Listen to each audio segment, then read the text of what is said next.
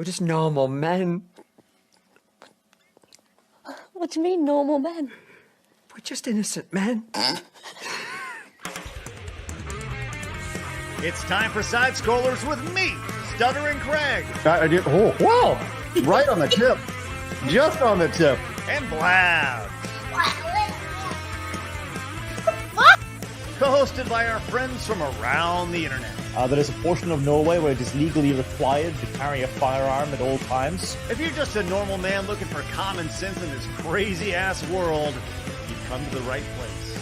And now, broadcasting from our homes from around the internet, it's time for Side Scrollers.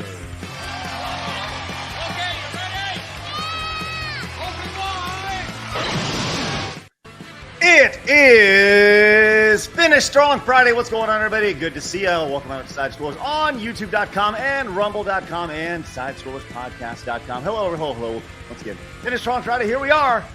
Last day before fall break. And shit was hitting the fan about 3 seconds ago. Good to see everybody. Hi, I'm Stuttering Craig. Man, do we have a good one today. We have so much to talk about. We got lawsuits today. Maybe.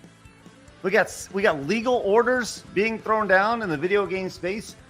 Dustborn has reemerged in Tokyo, of all things. And Blabs is very upset. Very, very upset. But her camera's on. Everybody operating at a sweet 65%. Round of applause for toughing through. It's Blabs. My camera was on the entire time. Anyway, hello. Yes, doing, I am a sad one today. I did not have this on my bingo card for today, but I love you. Anyway, hi, it's Friday. No one ever has death on their bingo card, Blabs. No one ever does. But hey, are you alive? That's the most important thing. I do have a pulse, so yes. That's good. And your camera's on. You may be turning it off throughout the show, huh? To disappear for a little bit while I blow my nose. I got like tissues. I have like drugs, water. I'm set. Yeah. Well, I'm glad everybody's happy that you're alive and that your camera presentable and all that stuff, which is important and it's good. Glad you're here. Are you excited for vacation? Dude, so ready. Yeah. Once I stop coughing, I'll be like, yes. The worst part is though, packing. I hate packing. I hate unpacking too, but it's like, which one's worse? Are you going to be posting updates on your social media? I might, yeah, especially on my Instagram. But for sure, I'll post a photo or two on Twitter and be like, I'm in Japan. I can't wait. All right. Well, once again, there's no live show next week. We're kind of taking a step back just to kind of step away from the internet, or at least Blabs is. I will be still working, but I'm going to be making videos throughout the week. Maybe 1, 2, 3 videos a day. It just depends. Whatever stories I want to share with you guys, I'll be posting them on the channel, but no live show throughout the week. So just kind of roll with it. Got some other things going on. But I figured this would be a good opportunity for us to disconnect and finish strong throughout the remainder of the year. So, because we've been going strong for a good while. With that said, there's never a good time to leave YouTube for a week because YouTube will smite you down if you're not posting consistently. They punish you for going on a break. Yes. Which is why I still need to be posting videos throughout the week to feed Mother YouTube all of the gruel that you. So, anyways, with that said, we will certainly miss you from a live perspective. But I'll tell you what. Before we bring in our guest today, I think I don't want to push this too much, but I do want to push this too much. That is why it's important for you guys to head over to SideScrollersPodcast.com and become supporters over there, because we can't rely on YouTube, right? You guys have been extremely generous with your time, effort, resources, and all that stuff. But at the end of the day, if we rely on YouTube, we're fucked, right? Because YouTube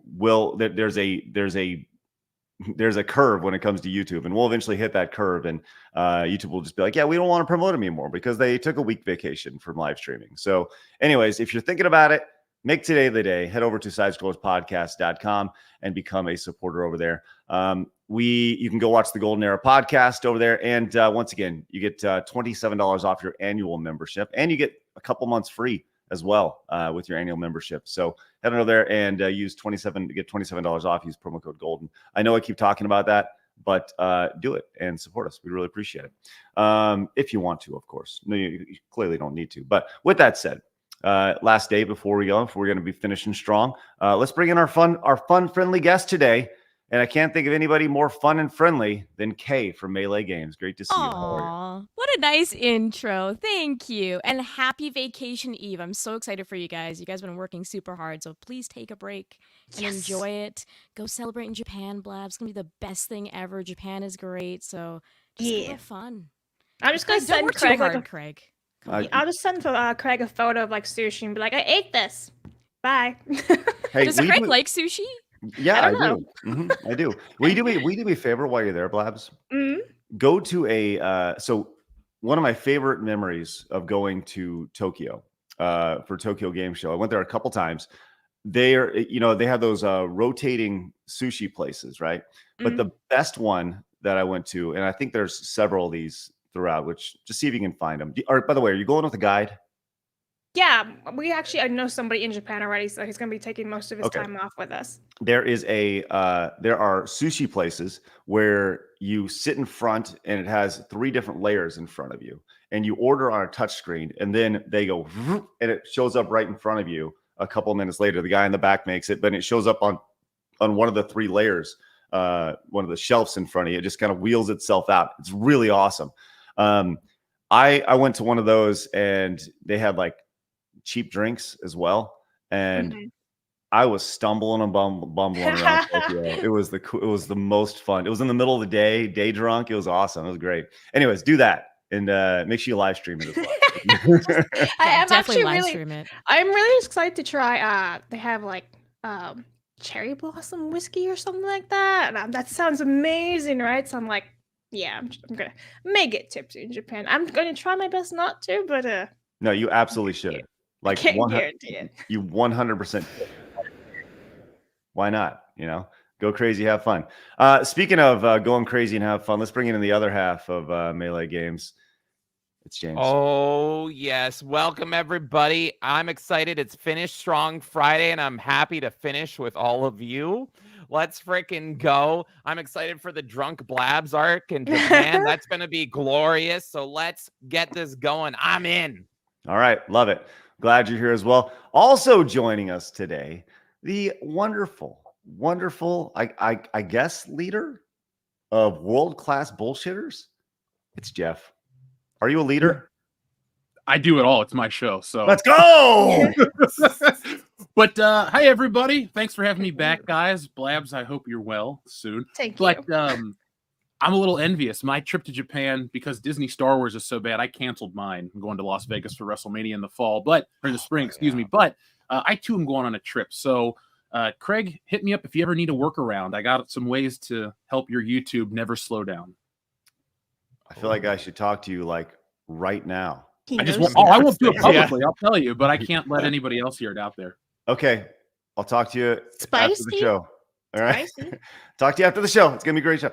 Hey, so look, we got a lot going on today. SmashJT will be joining us a little bit later on because we're going to be talking about the cease and desist that Alyssa Mercante sent him, which will be wonderful. So that'll be coming up about an hour from now. So look, we got a lot going on today. We have a lot of T's to cross and I's to dot before we head out for a little vacay, or at least Blabs does. But hey, check this out. Right off the bat, Norm came in with a 50 Canadian monies. He says, YouTube, more like boob tube. Let's go. Hey, let's go on a break on the right way with some boobs from Norm Alman. Let's go. Hey, Norm, thank you very much for that. Genuinely appreciate that. By the way, 2 N's at the end of man. By the way, I just want to point that out. Norm, greatly appreciate that. Let's get you up on the wall. Blabs, you feel like doing a little bit of reading? Okay. How about Aaron right there? Aaron for $10 says, enjoy your well-deserved break. Glad you're feeling better, Blabs. Monkeypox is no joke. Well, here's the thing. I did not have monkeypox, but thank you very much. It's all the gay sex Blab's been having. It's ridiculous. What are you doing? Crazy. Do you have any secrets for that to fix the monkeypox, or is it just YouTube Jeff, stuff? you have any secrets for that one? What's the monkeypox I secret? Don't partake in either of those things, so sorry. All right. Killing. Ready? Oh, Blabs is dying. Uh-oh. Ready? All it took was a little bit of gay sex monkeypox talk. And Blabs went up and threw out the deep end. Rudy for €5 says MGS3 and TGS fixed the boss face and made Eva even more of a sex pot. No modern audience makeovers. W for normal men. Feel better and enjoy Japan, Blabs. Thank you It very looks much. so good. I'm buying that day one. I'm so sold. Ronnie. Says I gave him COVID. Okay. Well, you're welcome. Blabs, I'll read. I'll read. I got it. It's Better than what I gave you, Ronnie. Sounds a little gay. We have a theme today. The theme is monkeypox. That's Damn, very bro. I really wish it. So long, gay boys. Was I that was gonna say gay Bowser. was that you, Jeff? Was that you, James, over there? It was a good representation. I like that I have the diversity check now. I'm now an Asian man jerking off on people. I love it. What? You set me up for that, Craig. You set. Damn it. Anyway. Are we sure it's not June? Yeah, it's just celebrating. All right. The mystery came in. Look at this with the 15 Canadian money. He says, with show as your guide, Blabs, the probability of you getting tipsy is very high. Yeah, Show's an alcoholic. Okay. So, and he's the guy in Japan we all know. So he's gonna be taking us around, and he's a bit of an alcoholic. Well, we all look forward to hearing your stories when you return for sure. Chess says it's blabbering time. Hashtag squeeze banana. Thanks, Chess. Shield of Dragons came in as a member for 10 months. Let's have a great time in Japan, Blabs. It's gonna be a hoot. Thank you. It's gonna be super hot too. It's gonna be like in the 80s. It's like, what the shit? The 80s is hot. That's hilarious. Jason says, Blabs, you should do an investigative report on Yatsuke while she is in Japan and write it off as a business trip. That's right. That sounds like a great idea. I'm good. No Ubisoft for a week or two. We got Ubisoft today, a little bit. Osmani came in and says, get well soon, Blabs. Hey, thank you very much for those kind words, Osmani. Appreciate that. Ruddy also came in and says, sure is a lot of jump around here, Blabs in Tokyo. That's good. Weird. It will be a cultural shock. Crazy T came in and says, happy Friday. Let there be chaos. Thanks, Crazy T. Will be. And look at this. Vescarbino came in with 10 gifted memberships. Hey, let's freaking go today. How outstanding is that? Thank you very much. You guys got gifted membership. Makes you say thank you to Vescarbino right there for those wonderful gifted memberships. Mr. Melancholy says Mercanti is a habitual line stepper. Have fun in Japan, Blabs. That's a good reference. Magnum Norris says, looks like Ubi Hard can't sustain cultural appropriation of who actual samurais were. Only thing more insulting is Sam Jackson as a Viking. But hey, it's Sam Jackson. Give me that horn of mead beesh. What? Beesh. All right. Give me that horn of mead beesh. Enjoy your vacation, Blabs. Thanks, Magnum Norris. That's incredibly nice. And Kai says, Blabs gave me super AIDS, COVID, and monkeypox supreme. Uh-oh. Wow. Sorry, I've been busy. You're a super spreader. Oh my God. Ridiculous. In multiple ways, I guess. You've been to many riots lately. We're a terrible combination. I know the two of you are so mischievous. Join in for. What the hell is she talking about? When the two of us are together, the show is rated R. Hard R. 4. B. Barrett came in with right. Responding back to the super chat. Y'all need to get your heads out of your asses. B. Barrett came in and says McGonagall, but not McForgottenagall. Yeah. Thank you, B. Barrett. And Shane came in and says, hey, Blabs, as Side Scroller's neighborly pharmacist, I've got you if you got medication questions. But when it comes to today in gaming history, I'm afraid you're fired for the 34th time. So bad again. And Two's News says, is Blabs gonna try one of those cat cafes? You gonna go to any cat cafes? But we are going to go to the maid cafe. So. Oh, you're gonna go to those sex hotels as well? For the girls too, where it's like the butler cafe. I'm really excited for that one if we do that. I'm in Canada, and maid cafes have a very different connotation here. You just go in and you die. Well, what? Blabs, I don't know what that's about. What they kill you? I was trying to make a joke based on the fact that our government's trying. Okay, so here's All right. Yeah, the Canadian government's trying to kill them all. Anyway. okay. So We're James, barely alive here, please. he comes on and just starts talking, and sometimes you don't understand. Sometimes you just gotta shake your head and go, okay. He's our community guy. So when he Bring him comes on in- when you do some charity. when he comes back, just everyone shake your head. Okay, just it'll be The good. Make Here a we Wish kid of the channel. go. Yeah, it's the Make-A-Wish. All right. Shh.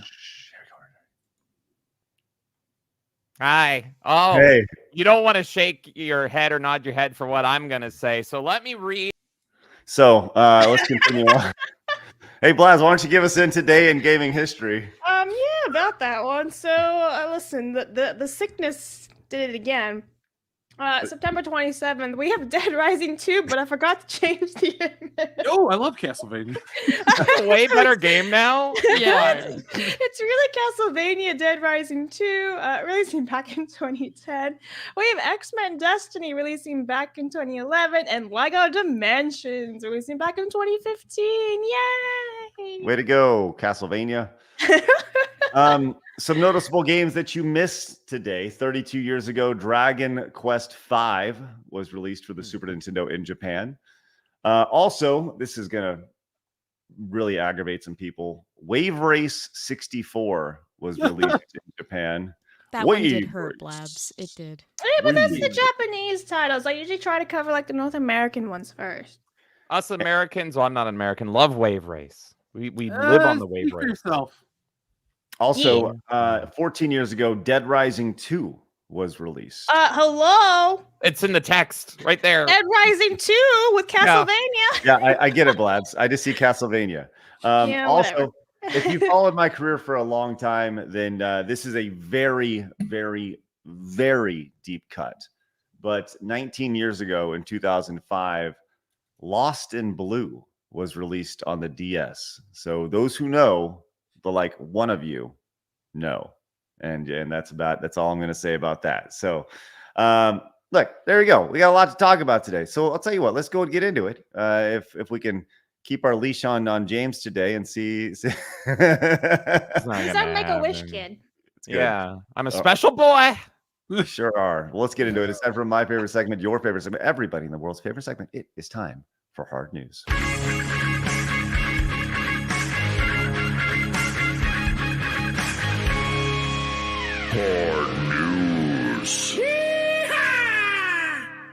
Ladies and gentlemen, I don't know if you know this, but there is a hurricane approaching the I think it's actually hit the United States. Hurricane Helen. Have you guys heard about this hurricane happening down in Florida? It's raining bad here. Yeah. Well, many people have been affected by this so far. I saw the wonderful Desiree mention that she was right in the path of it, and she's okay. Everything's good. Jeremy from Geeks and pretty much the entire Geeks and Gamers crew, they're down there in Florida. They got a lot of insanity going on. But here we are. We saw this the other day, and anytime there's a storm, there's always someone waving an American flag, and this is a no exception here today. As the most American going. By the way, is there a more American name than Alligator Point, Florida? That is amazing. Pretty awesome. I love that. Mm-hmm. But here from Alligator Point, Florida, you got this guy running. I mean, this is clearly staged, right? He's not running anywhere. But what is it about strong winds and the American flag waving in that breeze, huh? Because it looks majestic as fuck. It's the most patriotic thing ever. Please adopt me. I want to be American. Every time I see that flag, I'm like, oh, baby, you run with that flag. You don't like the go. maple leaf? No, Does anyone? it's a leaf. It's a leaf. Yeah, it's a leaf. Freaking bro. leaf, as Big Man Tyrone said. And Yeah. looking at this, I can just hear "Real American" ringing loud and true in my mind. That should be our national anthem. That or America, fuck yeah! Like yes, I'm a patriot, and every 4th of July I wake up and play America, fuck yeah. It's just our Nice. song. So I have a question. What's this guy doing? He's like just holding his flag out in the ocean, like the Weather Channel is gonna pull up, and I don't know. It's just kind of an odd thing to do. He's just holding his flag out to nobody. Clearly, all the sea animals and are like, He's telling the oh, we are hurricane in where to go." America now. Do You're you an need American a reason? seal. He's American. He can stand out Yeah. there any day and wave a flag and feel great about it. I mean, to me, Mhm. it's just like that's a Tuesday, right? If I did the same here, I would be arrested probably. This is your right. Like you guys have it so good down there. Oh my god. You just have like big snowstorms though. Nobody would even see you out there. I wish. It's so comfy when it snows. There is something about whenever a hurricane comes through, it just makes people want to get decked out in American gear, which is very odd to me. But even his Crocs match the white. Look at that. It's great stuff. I mean, style. And I'll tell you what, the socks in the Crocs, just throwing that out there, not the best fashion choice. If you're gonna go, what do you mean? Socks What? and sandals are comfy. But it's What? American. I'm Why would wearing you wear socks and sandals? Blabs, don't admit to that. They can't see the lower half. You don't have to admit to that. That's the great thing about I'm wearing streaming. socks. I got sandals on them. And I Are have you wearing Jesus gimmick sandals, Crocs? my Birkenstocks. So what's the deal with Crocs? Are they coming back or something? Like when we were younger, They it was never like left. the cringiest thing Yeah, ever. they never left, unfortunately. They even made a found new them all. line coming out. It's like a Harry Potter Croc line. And I'm like, are we for real? Yeah. That's You know what you're we're buying it. Chris Gore Oh, I posted hate up a Crocs. Batman I Croc hate. the other day. I think they are like an abomination to this world. So no. So you're not adding them to the collection. No, I have high standards in my collection. Oh. Jeff, what were you saying? I'm sorry, buddy. Oh, I just said, didn't Chris Gore share his Batman Crocs for Batman Day on social media the other day? And you course. Well, regretted that's it? Chris Gore.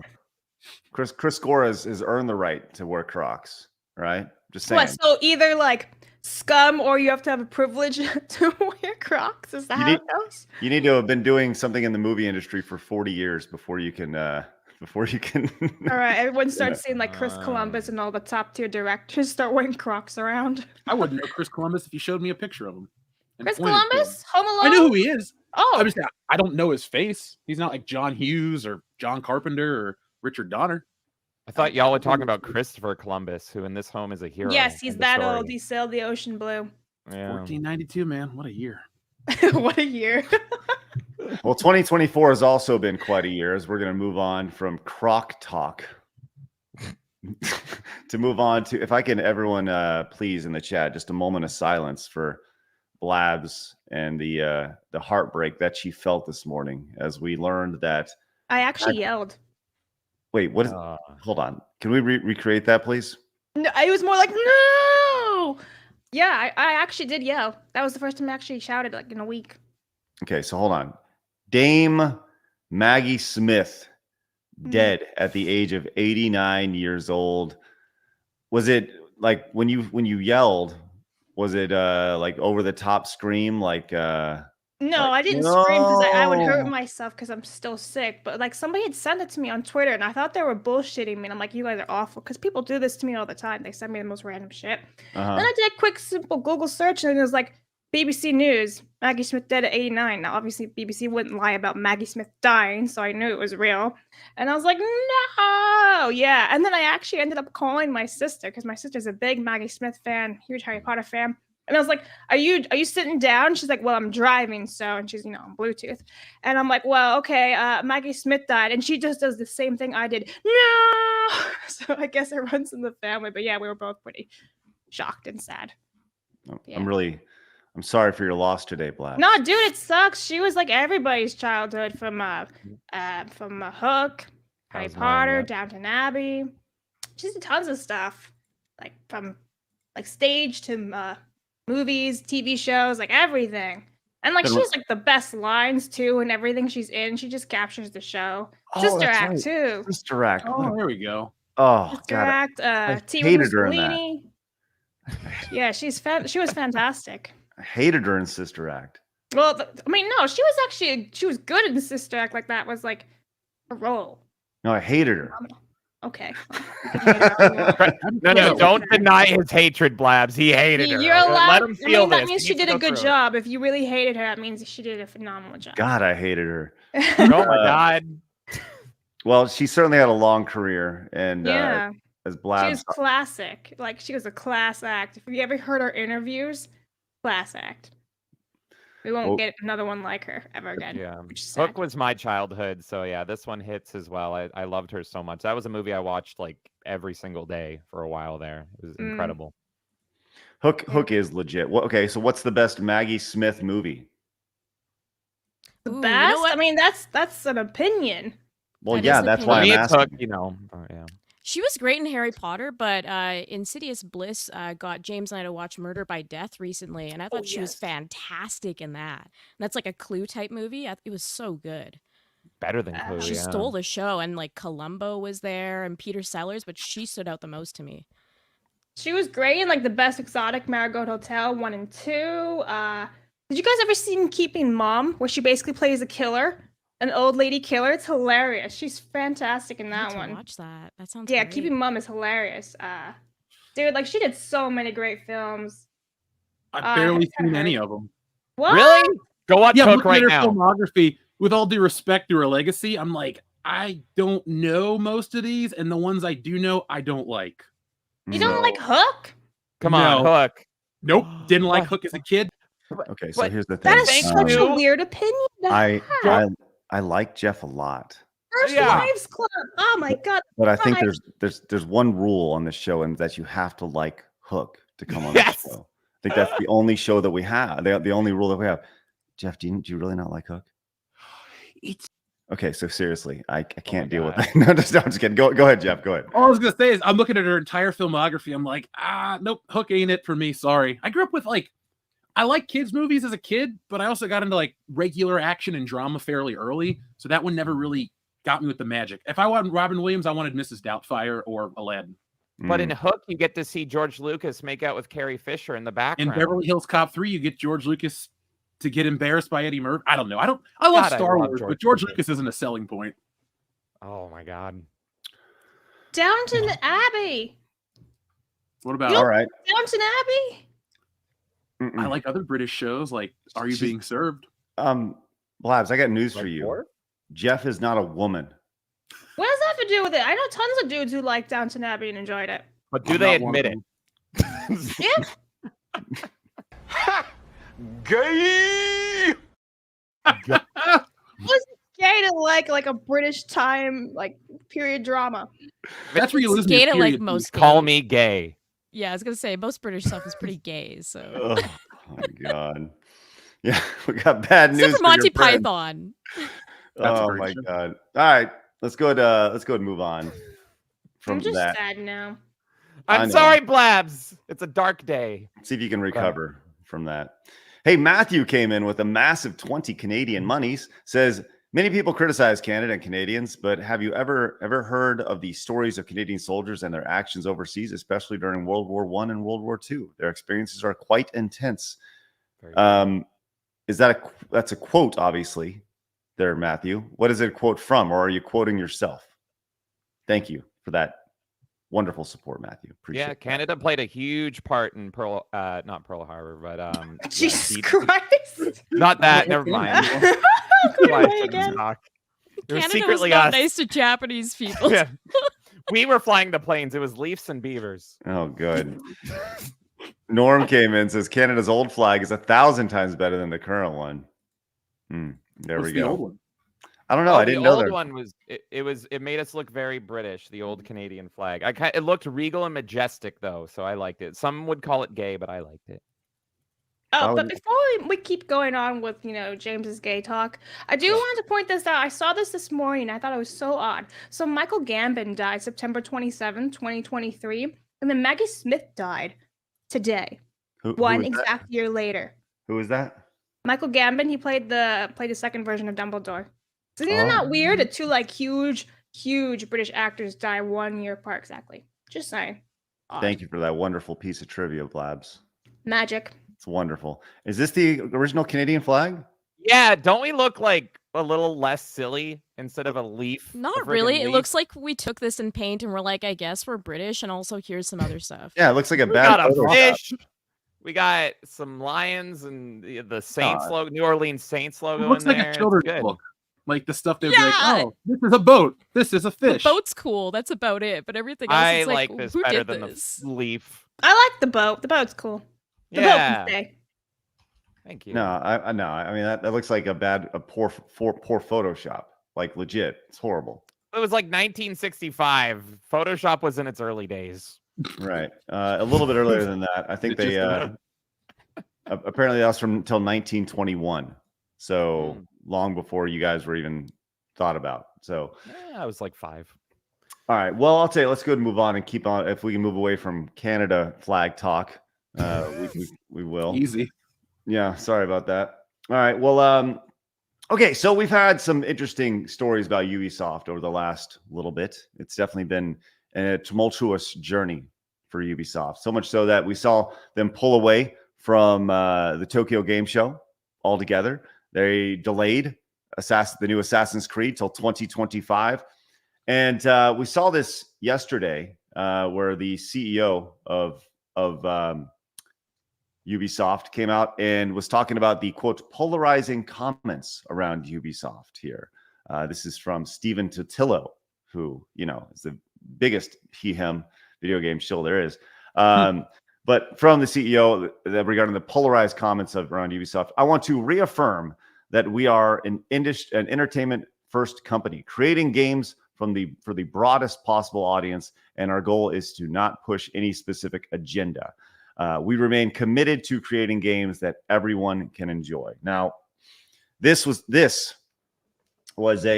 statement. We talked about this briefly yesterday, the idea that, hey, we're not pushing any agenda here at Ubisoft. We're not doing that. That's not what we're doing here at all. But clearly, they obviously blatantly are within their company and their culture, right? We've seen from their website and all sorts of different instances in their games. But everyone's other favorite journalist, Paul Tossi, has chimed in and said, it's embarrassing Ubisoft is admitting they're actually rattled by the culture war stuff around Outlaws and Shadows. He said Outlaws could have starred a guy who looked like Han Solo, and Shadows could have starred a guy who looks like Jin Saki. And I don't think it would have been meaningful change for fortunes of either one of those games. And I think this to me is just such a amazing disconnect. I've said this many, many times, but the disconnect between the developers, the media, and the actual people who play these games, it's like this giant Grand Canyon style cavern that they just don't quite understand. Nope. And the idea that the culture stuff didn't play an impact in these games failing, and the ultimate failure of all of this, of Ubisoft as a whole the past year, is amazing to me. So what's y'all's thoughts on this? It's a severe cope. You make bad games, people aren't going to buy them. Like that's the end of it. So they shouldn't be surprised that they're failing, but really the statement should be that they're propaganda first, because let's be real, it's propaganda and jank. That's all Ubisoft has been for like the last 10 years. Like, I can't remember the last Ubisoft game I liked, maybe Mario and Rabbids, which was also janky, but I just like Mario, so I played it anyways. But dear Lord, Ubisoft is getting what's coming. And look at all the programs they have. Look at any pictures of their office. It's all sorts of diversity everywhere. You really think that there's nothing driven behind that? Like, let's be real. Yeah. It's all cope. And I would just like to throw out the Paul Tassi, my favorite Forbes writer. If it was Han Solo in that game, I'd have probably bought the deluxe edition, Paul. But I tell you, you can see, like, you said it right, Craig, about how there's a disconnect. I firmly believe most video games are made for the game's journalists, because the people will then see the high scores and they'll buy a game and they'll overlook crap because people are very wired into the basic, oh, it got an 8 on IGN, I got to buy it. Personally, when I see a score like that, I don't trust it. And I usually check out what the people are saying, or I watch, gameplay. And Ubisoft's games don't fully function. Star Wars was full of glitches. That has nothing to do with agenda. That's just bad programming. And maybe you should get better people and stop worrying about behind-the-scenes garbage that doesn't sell anything. Focus on a good game. So, and it always comes down to gameplay, right? 100%. But I've said this many, many times as well. The idea that you have to get people in the door first to play the game before you can worry about the gameplay. And if people aren't interested in your game for whatever reason, that's very big. Now, the response to this, obviously, he's in his bubble, and some people will be like, yeah, I can't believe it. It's really upsetting. But as pointed out, like over here on X, like the culture war has led to millions in losses. Like it's very clearly had an effect on their business. And it's only going to get worse. What is embarrassing about admitting we're going to lose a ton of money? Outlaws was already a massive embarrassment, and Shadows is shaping up to be the same. It's too late to fix, but they're correct in being wary of another major failure. I think that's right on the head. At the end of the day, the culture stuff comes down to money. People are feeling like their culture is being messed with, the games culture as a whole, and they don't like it. So guess what? They're not going to spend money on your products. So it's a really simple formula. You know, you hear this all the time. You said, what was it the other day? There was the head of Sony who came out. It's like, well, if you don't like the games, don't buy them. It's like, okay, your terms are acceptable. Absolutely. And now we see Sony, Ubisoft share down below 10 after being up at over 85 just 5 years ago. Like, yes, your terms are acceptable. Savvy also chimed in, and just to kind of furthering this home, says it's not a culture war when it comes to sales. It's either the target audience, target audience shows or it doesn't. If the game doesn't look good, people aren't going to buy it. No one's going to prevent someone from buying something. Our bubble online doesn't impact 99% of the world. We like to have these back and forths and think, oh my God, we're winning, or oh my God, F off chose it, etc. But the truth, bad games don't sell. Good games do. Shadows is lackluster trailers. Average gamer isn't into it, and that's it. That's all there is. And I think Savvy's right there as well, for sure. So, Kay, what are your thoughts on all this? I'm tired of Ubisoft, and I just want to see them burn at this point, because yeah, culture war aside, they're completely incompetent. They own so many IPs that we care about, and they just do nothing with them except for give us the same slop all the time. So yeah, as you said, I think you put it perfectly. There's a disconnect between the legacy media, between us as consumers, who these companies should be focusing on, but instead they're worried about being in with their little group.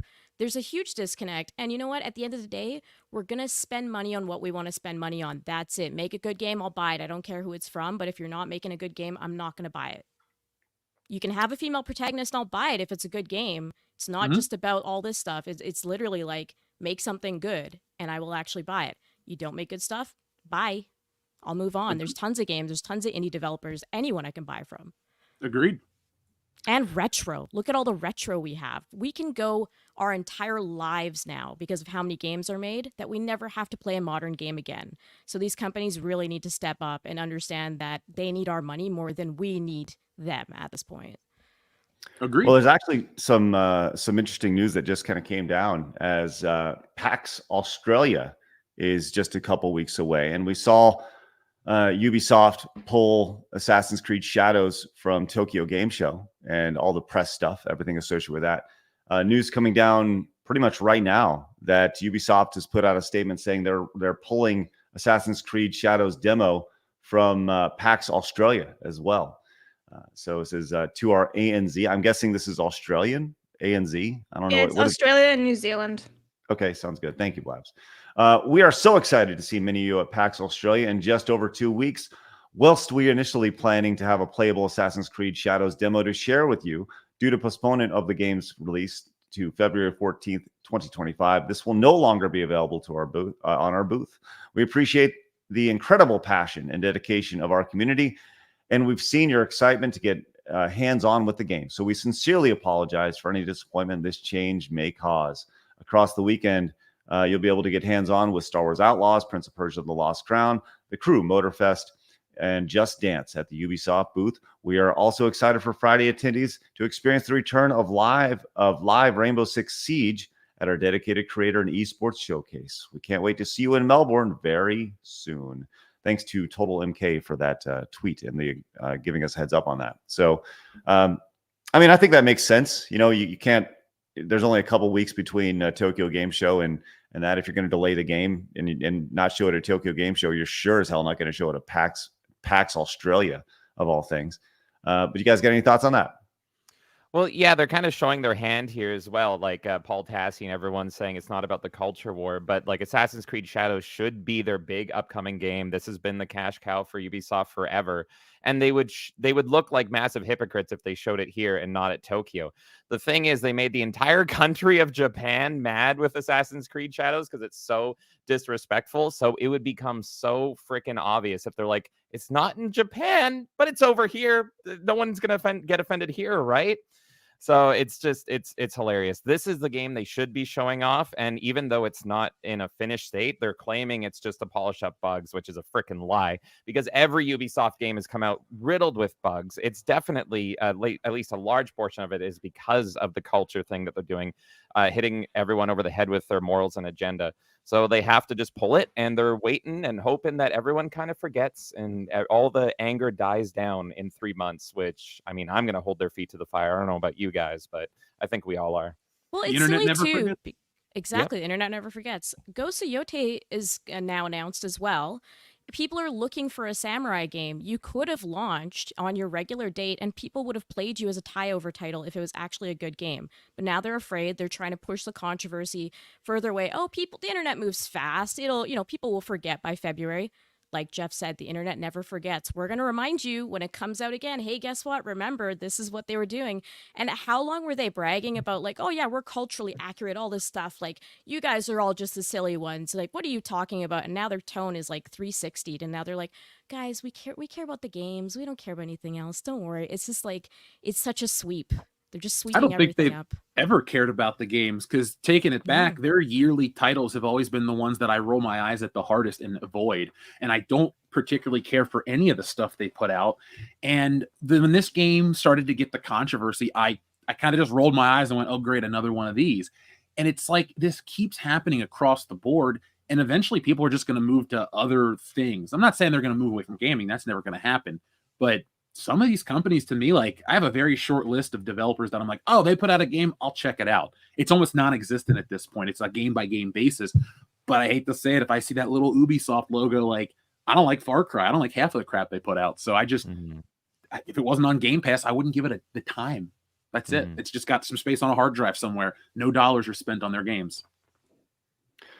I think it is important to kind of, we saw the Ubisoft stock just drop like a bad habit yesterday, and it was not in good shape by any means, but it has recovered a little bit today. I think people were buying the dip.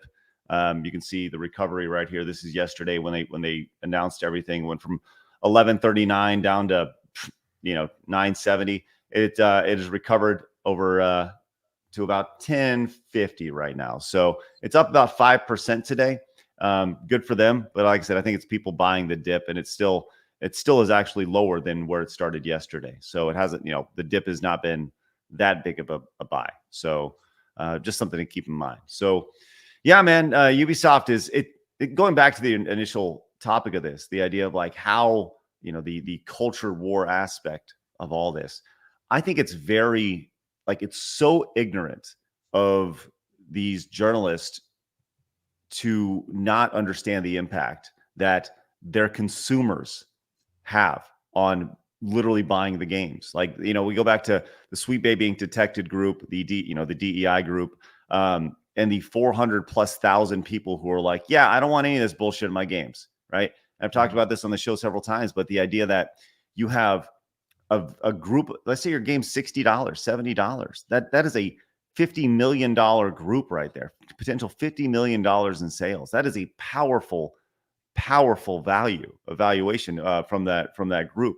And for them to totally discredit it, I mean, that's asinine to me.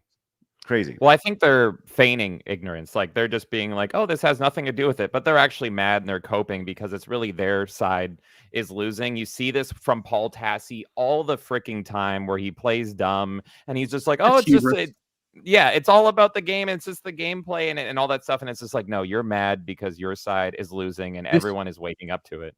And this guy, I mean, we cover the Star Wars stuff with the Acolyte. We covered it when it was a thing. That guy every week was the front line of defense. Oh, yeah. The review bombing, the bigots, the racist, this, the that. It's like, when does that stop working? Oh, wait, it stopped working a long time ago. And I used to think of Forbes as like the premier financial publication. I kind of look at them as a joke now. And it's this kind of crap. It's like, I get it. You want to hire low-cost people to populate your website with clickable articles. But thankfully, guys like Paul Tassi are replaceable by AI. You really don't need any of these people's opinions. We just kind of want, what is the facts? What is going on? And hypothesize, great, but don't go on your high horse and start riding it and telling everybody this is it and I'm morally superior, because it just comes off that way. And I don't know about anybody else out there, but I roll my eyes when anybody tries to give me a talking to through my entertainment. It's not what I want. Yeah. Well, I think Ubisoft is getting a talking to in their wallet right now by everybody who's not playing their games, and they're hearing the culture warriors on the internet loud and clear. The people who aren't, Paul Tossi. All right. Sigrun, look at this, came in with a $10 super chat. Says it's not just the companies that need to learn that companies need consumers more than consumers need companies. Consumers also need to remember too. Remember, companies can't force you to open your wallet. Thank you, Sigrun. Right. Nailed it right there. And I talked about this as a big Star Wars fan as well. Like, I plan on playing Outlaws one day, but I'm going to buy it used because I don't want to support Ubisoft. So I'm going to go to a local game store, mom and pop shop, whatever exists, and be like, oh, I'm giving you 100% of my dollar instead of Ubisoft. So if you really must play something, there's still, at least for now, there is still physical discs you can get for your game. So that's kind of the middle ground, I think, that people can go down. Raging Dragon Gaming came in and says Legendary Drops released a vid yesterday where he talked to some of the Ubisoft devs. According to them, they're doing bug fixes, but also more side quests. And apparently ME2 got them bad. Yeah, so we talked about that briefly yesterday, Raging Dragon Gaming, and so thank you for that. I'll tell you what, if there's one person that I really want to come on the show, it's Legendary Drops. I would love to. I think I said this yesterday. I'm a big fan of what he does. He articulates thoughts extremely well, way better than I can. I think he'd be an outstanding guest to have on the show. Matthew came in and says Assassin's Creed is my favorite game franchise. It's sad to see what happened after Origins. Although Mirage was a step forward, it now feels like they're taking 2 steps back. Thanks, Matthew. Appreciate that greatly. Jay came in with 5 gifted memberships. Let's stink and go. Thanks, Jay. Yeah. Really appreciate that. If you guys got a gifted membership, make sure you say thanks to Jay and consider paying it forward. Lord Botha came in and says Assassin's Creed Shadows delayed for February to February 25. Games coming out that month are Monster Hunter Wilds, Civ 7, Kingdom Come 2. They're moving to that month to blame the failure on racism and competition. I don't know if they can get away with the racism, but it's definitely going to do terrible considering so many games are coming out that month. No, And they in can get March. away with the Black History racism, Month. Blabs. Yeah, You exactly. really It's think Black so? History Month. And They're what gonna they're go gonna with do, it. Yes, Yeah. because what they're going to do is be like, hey, yes, we understand that it's about Japanese culture, but those Japanese people, they're like white people anyways. Who cares? You're offending Black people now. It's Black History Month. How dare you? They're going to move it more because already we see in Damn. culture I'm that trying they to give them attack the benefit of Asians the and try to doubt. say that Never do Asians that are for Ubisoft. whitewashed as well. So it's all wrong. They shouldn't be treating white people like that or Asian people, but that's what's going to happen. They're going to be like, well, I'm gonna Black laugh people are even all the more way. oppressed than all of See, us. I mean, I think exactly 100% that it's because of, like the fiscal year ending for them and everything, that it's being in February. But yeah, it's just a nice little coincidence and convenience for them to have something to shield on themselves. Be like, no, it's actually racism, which will be Wait so until bad. It you is see a mix, yeah. the pre-order where you get a free in-game banner for Black History Month and it's got Yasuke Are on you, it like, with his fist Can you raised. imagine? I I wouldn't don't put it need past to. them. It's Oh my God. possible. I hope that happens because you will see the most tone-deaf company on the planet get their shit pushed in. That is the dumbest. It's a great idea, but I think they'll do it, and it's stupid. So, Oh, it's stupid, but I've seen so many companies do it. Like Halo with Halo Infinite and the Master Chief Collection, they do that shit constantly. It's just it's riddled with paused banners. Yeah, This yeah. is No, not it's Halo. This is going to be that's Ubisoft. for the best. Yeah. This will be Ubisoft when their game fails. You are racist. Oh God. Sorry, Am I James. racist? Like Of against course you who? are. Absolutely Okay. you are. It's I was ridiculous. born racist. I'm Yeah, gonna die 100%. racist. That's right. It's crazy. Inu Batten. I butchered that name so bad. I'm sorry. It says it's sort of ironic that these old game companies like GamePro or game magazines like GamePro, etc., back in the late 80s and early 90s, that were all glorified ads for games, feel more about games than what gets put out as reviews now. Man, that's a great point because at the end of the day, those were more or less propaganda as well. And you know what? They worked. But they didn't have agenda pushed to you know the biggest thing between the magazines was you didn't know who the writers were. You didn't know there was no social media for you to see their slant or their agenda associated with it, you know? So yeah.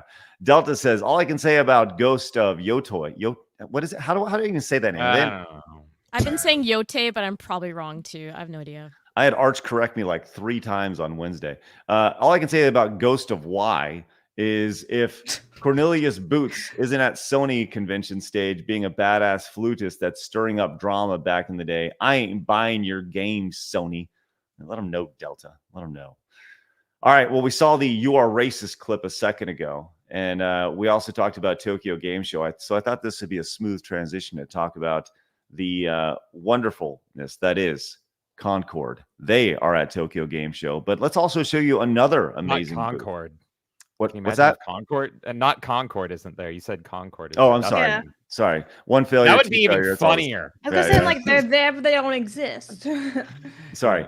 I get my massive failures confused with each other. Just one is it's crazy. Well, so yes, Dustborn is at Tokyo Game Show, but so are some amazing booths. Like check out this bad boy that is out there. This is booth for a Tokyo Game Show, and you can see it pop up, and it looks like real people here. I'm guessing. Yeah, this is the biggest gaming white pill. Booth babes are back, baby, but now they're in gotcha machines. This is like the next evolution. I'm so happy about it. Yeah. Yeah. So if you give them like a quarter, do you get one? God, I hope so. I'm moving to God, Japan. I Is hope this so, why too. you're going to Japan, Blabs? Now we You know. can bring a bunch of women. I'm gonna get all of them. Just gonna Oh my slide a bunch of coins in. Be like, all right, I want that one, that one, that one. Let me Venmo you some money. Pick us All up right. a couple dozen for the show. I'll take the clown girl. We need that one there. Yeah. Is that Sailor Moon in the top? Oh my god. I don't know, but this is definitely an impressive booth. Very impressive. Yes. And this is one of those things that you see in Japan. Also a very impressive booth. Dustborns. Why even bother the being corner. there? I just don't get it. Why? Yeah. Why are you there? Now, is this a first-person shooter? Like I follow gaming, but I don't man. follow stupid shit. Like this just looks dumb. So Dustborn, that's where this clip came You from. are racist. Where Okay. it's all about triggering. It's all about this is Social Justice Warrior, the game. And it was released in the United States to rousing success. And by rousing success, I mean there were literally dozens of people playing this game at one time. Okay. Dozens. Yeah, this was made with government-funded money. So Dustborn has now made its way over to Japan. And I think it's really important to kind of check to see if this has made any impact on its sales. I mean, hey, you got a booth at Tokyo Game Show. Look, there's Epic Mickey in the background over here. You got all sorts of games going on. This looks like an NCAP booth as well. You have people coming in from all sides. And yet nobody's there. Well, this guy's kind of staring at it. By the way, How do you know he doesn't I think actually he work for the works there. booth? Yeah. Well, then Because there has to be someone there to make sure it doesn't get torn down. So. he is the white guy. Yeah, he's Yeah. that's the thing that we all have looked past. He's the white guy in Japan at the booth. Okay, so let's see He's if this has Mr. done Lonely anything. over there. Right. Nobody's playing. People just walking by. Nobody wants to play this thing. I wonder how you say "you are racist" in Japan in Japanese. Curious. Let's see if we can Google translate that. Oh my God, I want to see that cutscene. I want to see that exact cutscene in Japan. That's what I want to see. Oh, that'd be Japanese run of localized? Dustborn could be amazing. Oh my gosh, that'd be outstanding. I definitely want to see that. But let's see if there's any if this has moved the needle at all. If people are going out and buying all sorts of copies of Dustborn. Let's just check it out. Oh no. It's not going very well. 4 players right now? Woof. No, You know I'm what's sorry. funny? I literally went to look on YouTube for, the Dustborn Japanese dub. Doesn't exist. Of course it doesn't. I'm sorry, Jeff, you're saying that all wrong. It's not 4 players playing Dustborn. It's 4 players are playing Dustborn right now. We That's made even it. developers playing each other, It's like, hey, Yeah. look at a monument of our failure. We did such a good job, guys. Let's just keep playing and more people will join us. I feel like that's what's The going on irony- right now. the irony of this is that that's one of them right there. That's one of the games that's being played literally right now. So congratulations. Is this literally hell? Imagine your job is to be in Japan and you have to play Dustborn all day and then pretend it's good. Like people will come up to you and it's be like, it's the best game ever. Remember Halo? This is even better. He probably Oh, God, believes like, that, that's though. yeah, no. It sounds like a nightmare reality. I'd rather work anywhere else. Same. You're muted, Craig, muted. talking to yourself. Oh no. I was just talking to myself. So here we are. We got Dustborn. Not quite. Once again, you compare the two, the two different booths at Tokyo Game Show, and I think like, wow, like what an amazing reflection. Like this game, I've not heard of this. What is this? Nikkei? It's a mobile game. It's Nikkei, and it's pretty much like a gacha game. I think it's a shooter as well. I haven't played it myself yet, but people are going crazy for it. The art is amazing. It just looks so good. And they've done a bunch of crossovers too. I think, did they do the Dave the Diver crossover, James? They did Dave the so, right? Diver. Yeah. Yeah, the game is pretty much you collect sexy anime girls and then you shoot guns with them. And like when I say sexy, I mean whoo! They're sexy That's and gonna like make $1 it's billion. blowing up. Oh yeah, no. I have friends that have spent they can't afford a home anymore. They just afford Nikki. That's it. And I think it's the Stellar Blade devs too, isn't it? Craig's interested. I have a Yeah, question. pretty sure it's the Stellar Blade team. Yeah. When you say, what was the thing you said? You collect anime girls. What does that Yes. mean? It's You like collect- Pokemon. Yeah. You like so what that booth is doing is that is pretty much like the in-game pack. So like when you play like a collectible card game and you open up the card pack and it's like I got Pikachu. This one is like I got the girl that's blonde with double D's. Oh, Yay! okay. That's the rare one, and now she can shoot guns. All right. It's peak. It's absolute peak gaming. Machine gun jumpers. How'd I miss this? Th- Yeah, this there we game's gonna go. make a ton of money. Oh, it's making bank, dude. Boobs. It's huge. When I know this is kind of rhetorical and silly, but when will the Western developers get tired of losing money and just go, okay, it's time to cash in and like let the Mary Sue crowd complain and then watch the profits rise? Like, when does the top like wipe these stupid people out and just go, you know what? Capitalism. Let's just go for money, profits, like businesses are supposed to do. Is that ever going to happen? Theory, yeah, no, but my theory is that like South Korea is massively taking advantage of the West because they see what the West is doing and just shooting themselves in the head repeatedly. And they're like, oh, there's money to be made. And all Korea is doing is making either sexy games or good games. And usually they're both. And I'm pretty sure Nikki is also a Korean game. Dave the Diver was a Korean game. It's like all the peak gaming is coming from Korea and sometimes even China, because it's just like you freaking idiots are making Dustborn and Concord and all this stuff. We'll give the people what they want. Boobies. Enjoy. Doodle physics. Hey, people love boobs. We all Yes! this has been, listen, I like boobies. Thank you. everybody likes boobs, including Blabs. Vote for me is a vote for boobs. It's crazy how that works out. Even Razor. Titties. Everybody loves boobs, including Raina. Why are y'all scared of titties? That's all I want to know. Everybody loves boobs except for Obama's brother. A dick. He likes the dick. It's crazy. All right.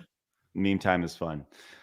Okay. Hey, you know what's also fun is a $50 super chat from B Chain. Said an issue I see with the word consumer. Black holes consume. Lizzo consumes. We are customers. And once these companies remember they must court customers and not feed consumers, they can begin to change. They aren't owed our money. B-Chain, let's stink and go. Thank you very much for that. Yes, I think there is a difference between customer and consumer. I think that's a really great point. Good stuff, B-Chain. Look at that. Look at that right there. That's outstanding. Thank you very much for that ridiculous support. And while I put this on the wall, Blabs, I'm just read off a couple of these real fast. Trogger the White for 2 says best TGS thing, the Game Time Crisis box. Oh, is that the new gun? That's the new gun, right? Yeah, I want to mod that and put on House of the Dead and put on the Revolution X. I hope it's moddable. That looks awesome. Video Man for 5 says your episode about Ubisoft made me think they are so hard-headed, out of touch, and tone deaf. Boobs for life. Thank you, Video Man. Appreciate that. All that is accurate. Benjamin says, B Chain 315, you forgot Casio consuming the world. Oh, queso. Queso? He's just a large man on social media that everybody trolls. Are you gonna eat it? That's it. And then One Man Savage says, Assassin's Creed Shadows on Black History Month. Lord, give me strength. Lord, give me strength. And then Mr. Hardcore Mode says, the creator's playing the game alone. Everyone avoids it. What a gaijin. Gaijin. That's right. You're going to need to learn that word, Blabs. Gaijin. Gaijin. You'll learn it Gay quickly. Asian? Asian, oh no. Somo Arata says, Rip Professor McDonald goal. Okay. Anyway, Alfonso says the booth is from the Gacha Games Goddess of Victory at Nikkei, which this booth simulates the in-game gacha system. Inside of them were all cosplayers. Pretty cool looking, for sure. Yeah. Thank you for that. How do I win one of these cosplayers? Also, Hayden came in with a $50 dollar. Look at that. Look at that. Yeah, look at Hayden. that. I mean that. Look at that. That's impressive.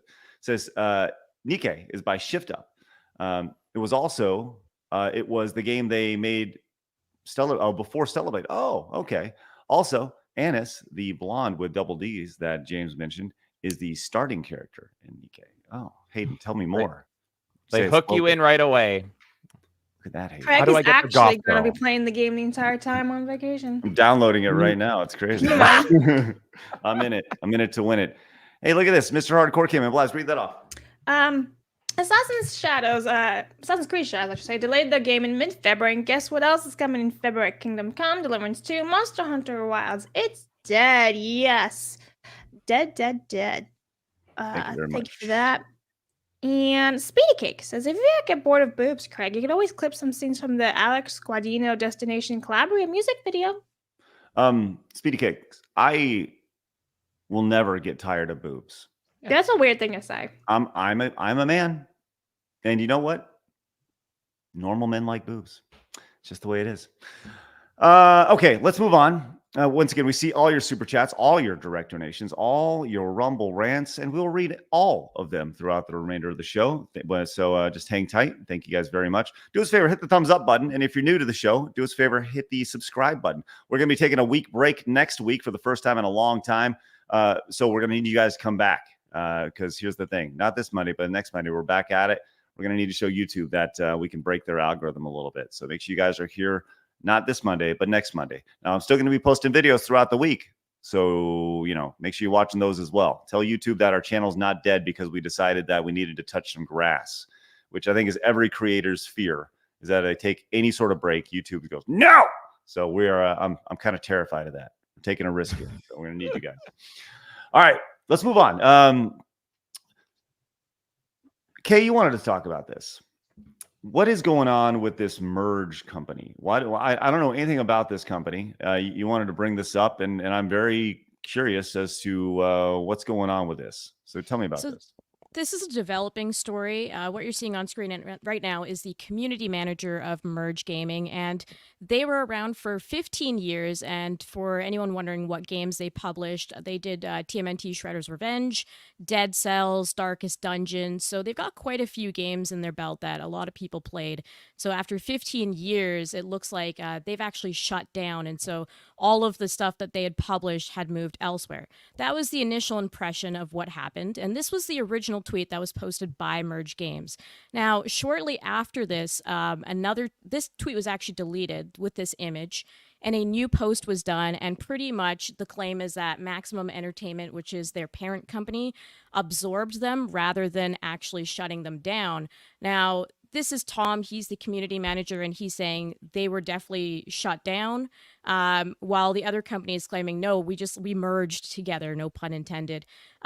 Essentially, they were a studio of 22, and now there's only 2 people left, and they're both salespeople, and they're made redundant. So this has just kind of been an interesting story to look at because it's a conversation of is the entire studio gone? Is this actually existing? What's going to happen to any other games that they're publishing? It's kind of a work in progress story, but it is interesting to watch and just see. And this community manager who's now gone from that that company has been going off quite a bit on Twitter, pretty much trying to clear the air, saying, no, we're all gone. Why did you delete our heartfelt goodbye? Why are you pretending that we're still here when we're not actually here and we don't have any ownership over anything that we used to run? So that's kind of the TLDR of this story. Well, they deleted it because the original post says starting from a tiny cramped attic and growing to a tight multidisciplined 22-person team, we brought hundreds of indie games to storefronts around the world and loved every moment of it. We couldn't have done it without people passionate about indie games, from all of our developers all the way to you folks, the players. If you see someone from Merge, know that they're an incredible person. They worked their hardest. Thank you for many years. Now, it says after 15 years, Merge Games is closing down. Yeah. Now, So that's the original post, and that was deleted. And here's the updated post here, right here. So it says after 15 years operating under Merge Games, we are now integrating within Maximum Entertainment. Maximum Entertainment. The games you've come to love and all those you look forward to now will now be coming from Maximum Entertainment. So, and this got community noted. So tell me about this. So essentially, the community note saying that Maximum Entertainment did not integrate the team. They laid off all the employees, shut down the doors, like it's completely gone, and it's only a name now. So this company is effectively dead. That's essentially what the community note's saying. Whereas Maximum Entertainment's pretty much trying to paint this as like, no, we're still very much here. We just merged. Everything's fine, guys. We're just all together as one. And this is saying, no, like they're gone. And It's everything equivalent got of propping redistributed. up a corpse. Yeah. Yeah, exactly. And I think they're just trying to soften the blow because they still own all these properties. So they don't want people to freak out and think that things are gone or like what's going to happen to this property, stuff like that. So It's still there. We just got rid of everybody. It's still the same company, guys. Yeah. No, that's not how nothing that to works. see here. Yeah. It's like Homer running after the pig, where he's like, it's still good. It's still good. It's still good. It's still good. It's still good. Yeah, right. Blabs, do you understand that reference at all? Hi. Okay, sounds good. Have Thank you not watched Simpsons? No. Or Schwarzenegger. Ah! She's never seen Beetlejuice. I mentioned she said something to me a week or two ago, and I was like, "Oh yeah, you should check out the new Beetlejuice. It's great." She's like, "I've never seen the first one," and I didn't respond back. Yes, you did. You yelled at me saying "Blabs," and then I just didn't reply. What was funny is we need to Clockwork Orange Blabs, but she won't get that reference either. So No, she it just was agree funny to it, 'cause Blab. Jeff just started like punching the air. He was just like, just so, he was so mad he couldn't contain himself. It's Beetlejuice. I thought everyone had seen that movie. It's peak. It's wonderful. It's good stuff. I'm actually gonna be Chat's like, "Shut up, Jeff. You hate Hook." I do, and I'm not. You know what? I hate a lot of popular movies that you guys like. You want to hear more about it? Watch World Class Bullshitters. Oh, let's go! That Nice. tie-in. Let's go! I Nice. love the Well tie-in. done. Links are in the description below. Links in the description below. Hey, you know what's not going to be below is the bouncing booze we're going to see when Aaron W came in with the $50 super chat. Says I would say something, but I know everyone is distracted by the boobs. Aaron, thank you very much. Don't be distracted by that. And also, let's keep it going, Blabs, because Joey came in with a $50 super chat. Says, did you guys see the video from SmashJT where he shows a threatening letter he received from Alyssa Mercante's lawyer telling him to stop talking about her and basically trying to intimidate him into apologizing? Thoughts on this? Joey, I'm glad you brought that up because coming up in about 2 minutes, SmashJT will be joining us, and we're going to be talking about that with SmashJT. Speak of the stinking devil. He just showed up on the back end. Before I bring him in, let's get Aaron and Joey on the wall. I'm glad you guys have supported us so greatly, and we will be talking about that story with Smash in just a second. Laz, why don't you read off Speedy Cake here? Speedy Cake says, "Maybe so, Craig, but there is nothing wrong with a marching band in miniskirt." Thank you for that. Rudy says, "Hasn't seen Simpsons. Stay in Japan. I've seen one episode." Have you seen the episode where they go to Japan and I Homer's was gonna walking? Yeah, like, and he keeps walking through all the doors. And it's just like, it's reusable doors. Just walk through. And Walker for Canadian 5 says, "Token white guy." That's right. We saw the token white guy over in Japan. The one playing, loner. playing Dustborn. All right. Once again, we see all your super chats, Rumble Rants, direct donations. We appreciate them. We will get to every one of them. You guys allow us to do this on a day-to-day basis, and you also allow Blabs to go to Japan on vacation. So thank you for your support. Those are massive, and and hopefully reward you guys with a nice show every day and occasionally a set of boobs. I'll tell you what, let's bring in this guy here because we have some controversy in the video game world. We saw this story about, I don't know, a couple weeks ago where Alyssa Mercante, the writer for Kotaku, one of the leading blogs, used to be in the video game world. Mercante has had enough, and she said she is going to be sending out legal letters. And my, oh my, this man, SmashJT, has received a legal cease and desist. Smash, how are you, my friend? I'm good. Can you hear me all right? Gotcha. Right, I always need to check my mic on these. First off, hello all. What's up, Melee Games? Both of you guys. How's it going? Jeff Hicks, I don't know if I want to acknowledge you. You don't like Hook. That's kind of weird. Craig, I want to find out about this Endless Ocean story at some point. That's right. And hi, Blabs. I don't want to ignore you. That's All right. Before we continue, did anyone else notice Jeff go like this when you said Alyssa Mercante? Just Well casual, done. throw that in there. Woo! Anyway. That'll That be was good more on the for edit. Kotaku because that website is trash. Ooh. Don't call it trash. It is an endless gold mine of content. Is what I agree. All right. Positives. Let's take a step back here. Smash. How did we get here? Give us the rundown, and then let's talk about when you received the letter. But how did all of this start? Well, my parents immigrated from. Shut up. Okay. So way back, there was a controversy that started when I was frustrated that Kotaku was not being honest in their stories. Specifically, the Sweet Baby Ink doesn't do what you think they do story from Alyssa Mercante, but many other stories as well. So it was around the time that Grum started his petition about the Stellar Blade, trying to get back the costumes and that. And I was like, hey, that's a good idea. Maybe I'll start a petition to get Kotaku back on track. And if they're not able to get back on track, we need to end it, because I'm not a big fan of journalism that is not honest and forthcoming with their audience. I felt like it was a noble cause, and I'm sure it's going to crack a few eggs when you break the omelet and piss a few people off that, work there. And it did. And apparently Alyssa, which at the time I genuinely had no idea really who she was, she took some serious issue with me in particular for that. And after I made that video talking about how I'm starting this petition because I want to bring back integrity to games journalism, a lot of people started tweeting at me saying they were supporting the cause, they were on board with it, and they appreciated the movement I was trying to start.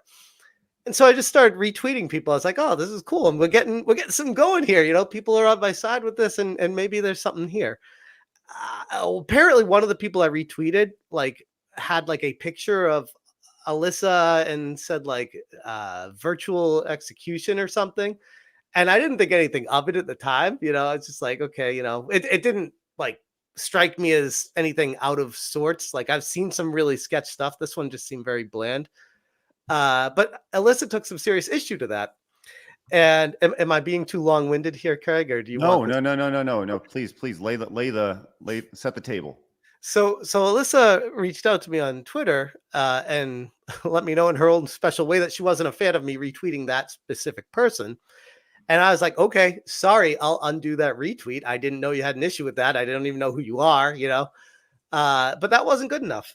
She was very upset that I did that. And she took it upon herself to go to the next step of start DMing me about how awful of a human being I am.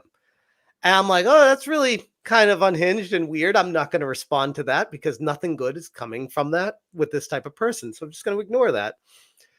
And she wasn't getting a response. So she did what any unhinged person would do, and that is reach out to my wife and find her information somehow, search her out, and start DMing her on Facebook about how awful her husband is, and that she should know more about me and what I do online, because clearly anyone who's married to someone like me is not in the right mindset, and they need to be informed about me. And I'm like, what am I dealing with here? Who does that? And then publicly states it on Twitter, as I'm sure most of you are aware of, who says it like they're proud of like doing that's such a weird thing to do. I would never, that doesn't even enter my mind doing something like that with someone. So yeah, it all started back then, basically, is that was the epicenter of her hatred for me. And since then it's only kind of grown and festered from me just constantly covering her continuous mess ups in the games journalism space. And she's not a big fan of being called out on that. And to be fair, taking criticism is really hard. It's not something that just comes naturally to people. You really have to learn to self-reflect and understand it doesn't come from a place of hatred and that I want them to have awful things happen in their lives. Now, at this point, with what she's done to me and how awful she's been to me, that perception has changed. But I'm just saying in general, learning to take criticism is a really important step in the process of being an online personality, because you're going to face it, and you're going to face it a lot. I get it all the time. I'm sure you guys all do too. So it's the internet is great, but it's also an awful place. So you need to learn to take the bad and take the good and try to move forward and be better with all of that. So that's the entry to this. So what next? Okay. So you've had a back and forth with Mercante over at Kotaku and many other bloggers, I might add. You've been very critical of people who not just Mercante, but people who you feel aren't doing a very good job of what they're supposed to be hired to do, right? And not yesterday. You said this has been a couple weeks. This is titled as September 8th. So I got the letter a couple weeks ago, and I've been sitting on it. One, because I didn't know what to do. I kind of froze. I'm like, this has never happened before, and I want to make sure I play my cards right with this, because I don't want to screw it up. I want to make sure I handle it professionally and do the right thing every step along the way as best I can. And that took me a couple weeks to get to this point. And two, to be honest, the channel's been blowing up. It's been doing great. And I really just genuinely didn't want to deal with this. I don't want to give her the attention, the time of day. I don't need her as much as her lawyer wants to make it sound like I need her to grow my brand. I don't want this. I genuinely don't want, my channel's doing just fine without this. I really don't need it. So, yeah. Well, so they send you the letter. You get it on or about September 8th. It's a 5-page letter, and you read through this on your channel. I read through this as well. I mean, I don't want to be critical of his lawyers, but it's almost like it's written by somebody who thinks they know what they're talking about without actually knowing what they talk about, knowing what they're talking about, if that makes sense. Right? It's one of those things where I take a step back from it, and I think we always give the benefit of the doubt to a lawyer in the space, because one, typically extremely educated, and two, they live in this world, so they comprehend it a lot better. So I think for us to read a letter like that and to be like, okay, I already know I'm smarter than you, that's really embarrassing, because I couldn't pass the bar. I mean, maybe I could if I studied really hard for it, but I don't know how some people got their degrees. And this is one of those people where I'm like, it's like someone was saying, it's like Saul Goodman, except not smart. So what are the biggest complaints that their lawyer has, I guess that Alyssa has, that the lawyer has sent your way, is that you called her a sex worker, or you said that give me the rundown on that. She was upset that you were called she was labeled a sex worker or something along those lines. No, this is someone, they just start throwing stuff against the wall. Like, I think we all tweet a lot of things, and you could pick anything from anyone and just say, oh, that offends me. That one thing you said that one day a year and a half ago, that really hurt my brand. That one 12-word tweet. It's like, well, you got to really show some evidence and proof of that. What you're doing right now just kind of sounds like you're losing a battle. And what I genuinely think she was doing, and she thought she was very smart with this, and it's kind of wild how she's trying to play like a 4D chess game. She wanted to get me to be scared and then admit that I'm wrong and just apologize and just make it go away. What's the letter even says that? Like, hey, if you just apologize, this all goes away. But the reality was, and I said this in my video, is they want me to apologize so that they can use that against me in the future. Because if I admit that I did something wrong, which I didn't, then they can say, look, you even said it here and you said it this way. And yet here you are covering her again. And we're taking offense to it the way we do again, just like we did the way we did last time. So now we can actually file suit with you and move forward with getting you in trouble or get money from you. Or someone else pointed out the verbiage in the apology she wanted me to make goes directly against the terms of service of YouTube. So theoretically, they could use that, go to YouTube and say, hey, take his channel down because he admitted to doing these things to someone. And that is grounds for termination of a channel. And honestly, she's beyond an awful human being, in my humble opinion.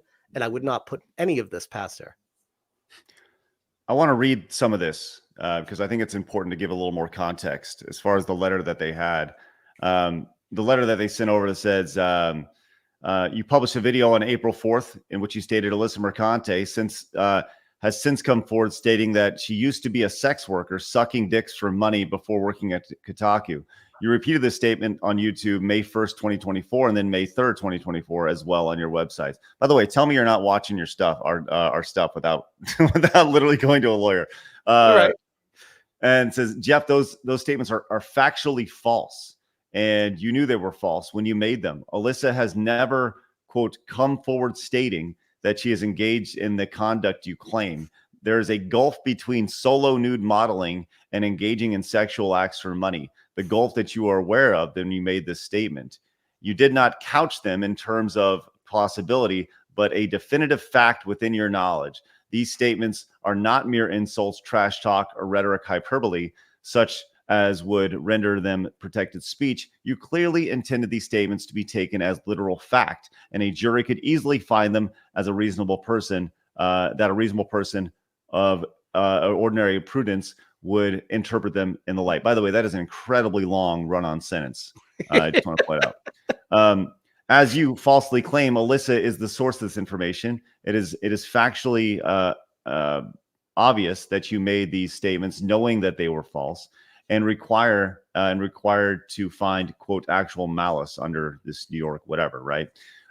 Furthermore, because commenting on Alyssa and her work has proven such. Okay, well, hold on, let's stop there for a second. So they're making a lot of. It's ironic they're saying I'm making leaps by making a lot of leaps about me. Like it's pretty impressive. Now, 8-Bit Eric, who good dude, watched the show.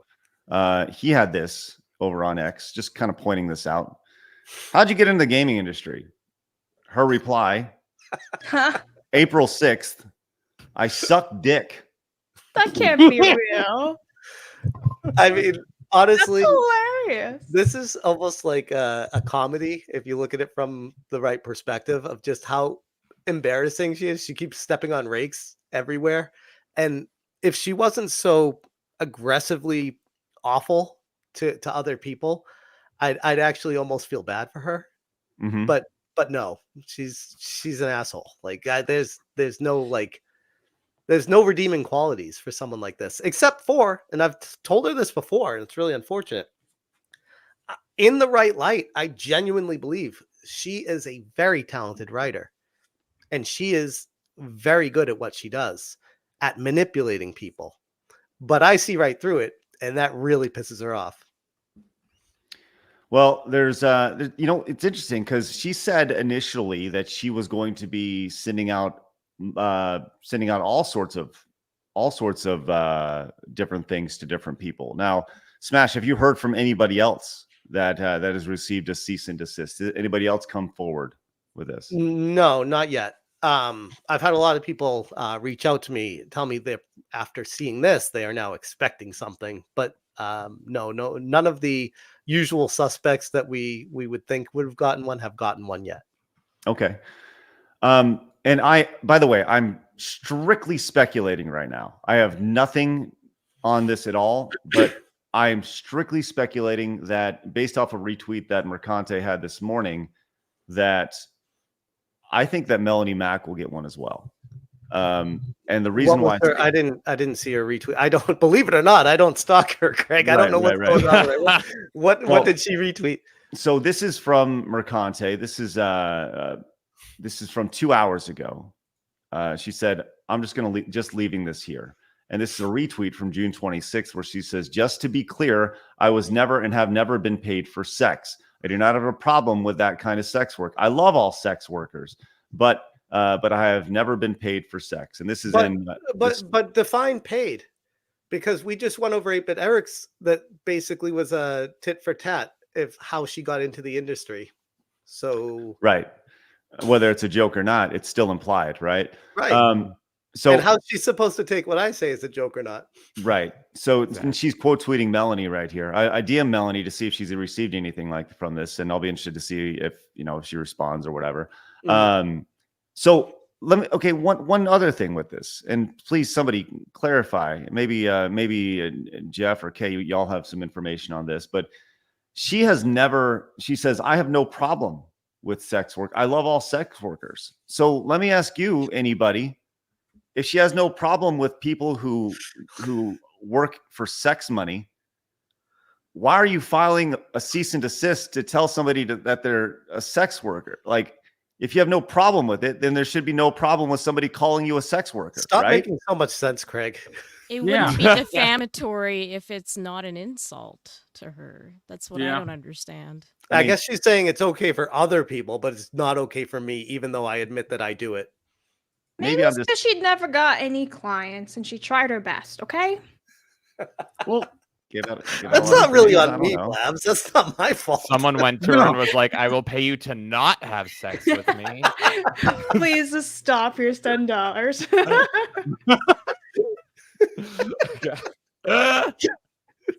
Jesus. All right.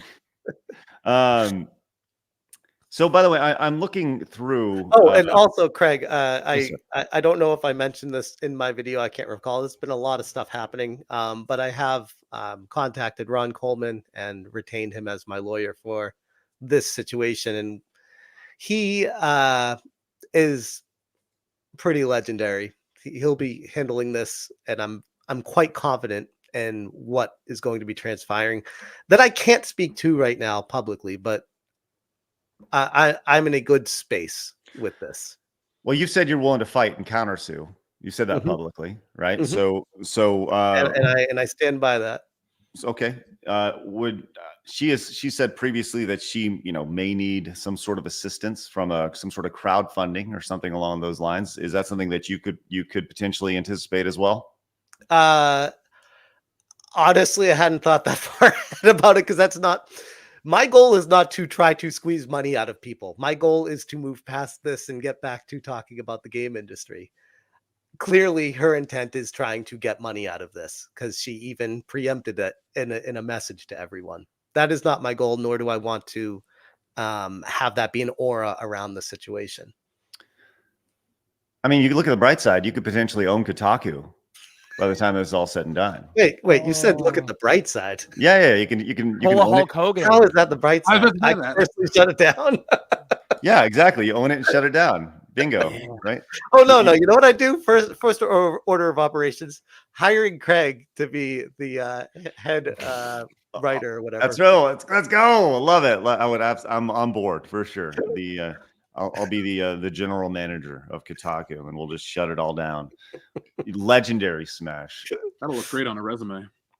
Well, I'll tell you what. Yeah, be the guy who has it. Now you can just shut it down. So so that's kind of where it's at right now. It took a couple weeks to process it. How soon did you talk to Coleman about this? Was this? I've been in talks with him for about almost a week now. Okay. Back and forth. And again, I know we all have perceptions of all lawyers are pretty scummy, but no, Ron's not. Ron's legit. I got nothing but good things to say about him. Love it. All right. Well, you're gonna need to keep us updated on things. Obviously, the court system moves slow. Do you intend on offering any sort of apology, or can you speak on that at this point? I will say that no apology will be coming, and a letter from Ron should be appearing shortly. Will that letter, when you send that letter, will you make it public, or is that up to her to make that letter public? I will be making it public for sure. All right. Excellent. Well, Smash, we appreciate your bravery and standing up for all things that are right as far as journalistic integrity and free speech. And thank you for your service, my friend. To me, there's no other way to live. So right. I appreciate you guys. Thank you again for having me. And Of course. always a pleasure. Have a great vacation, Craig. Blab's going on vacation. I'm still working. Yeah. I'm finally taking a day off. I misunderstood. I thought you said you were going on vacation. Well, I mean, by vacation means I'm not doing the show. I'll still very much be working. Yeah. Okay. So yeah, but that's okay. Blabs is look going to be at perfect timing. Blabs will be operating at like 95% when she leaves. That's perfect. That's right. She's powering up. All right, everyone, go subscribe to Smash's channel. It's been blowing up recently. He does better work than pretty much every journalist out there in the video game space without even trying. It's crazy. So go check out Smash's channel. Link will be down in the description below. Smash, thank you very much, buddy. Have a great rest of your day. Appreciate you. Thanks. Thank you. All right, we'll catch you soon. Bye.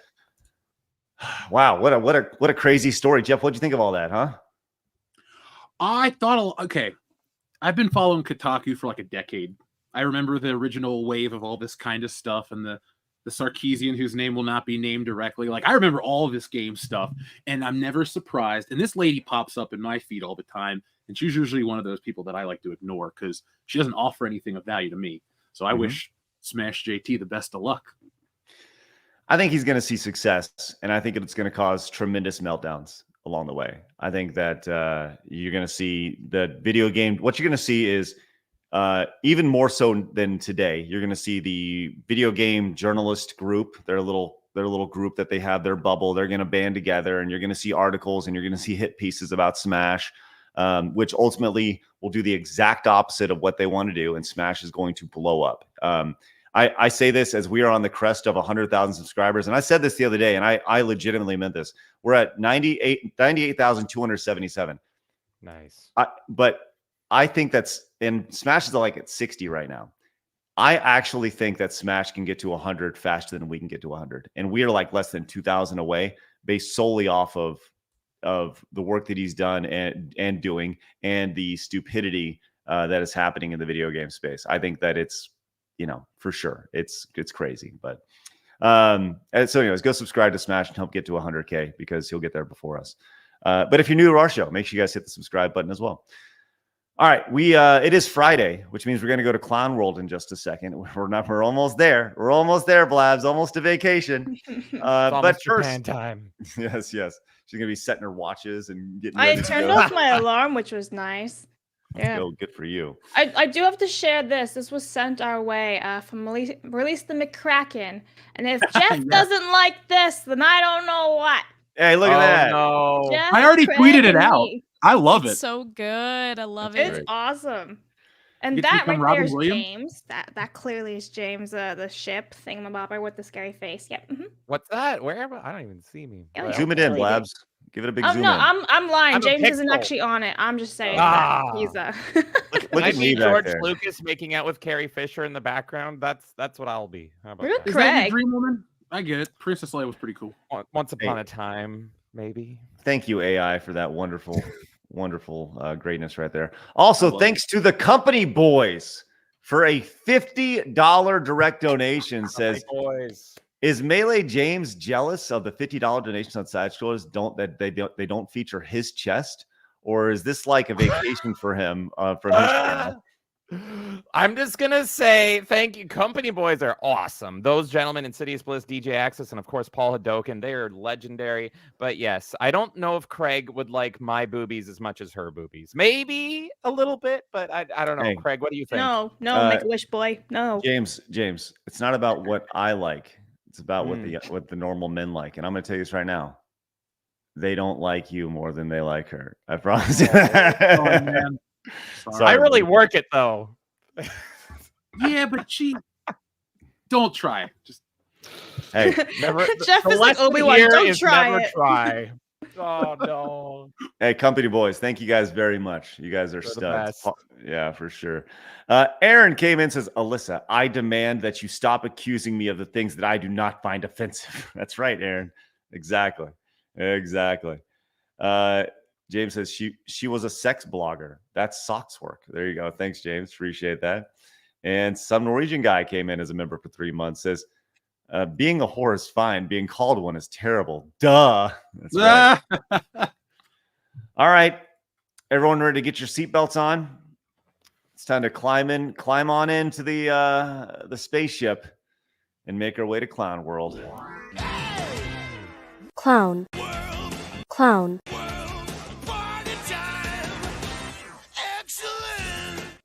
All right, we've landed safely. We are here. You can now remove your safety belts as we've landed about we've landed about 3 feet away from where we took off because we are here on Clown World. It is Earth, and we have found this from the New York Post that, as everyone knows, but nobody wants to address, hundreds of chemicals linked to breast cancer found in food packaging, an alarming new study reveals.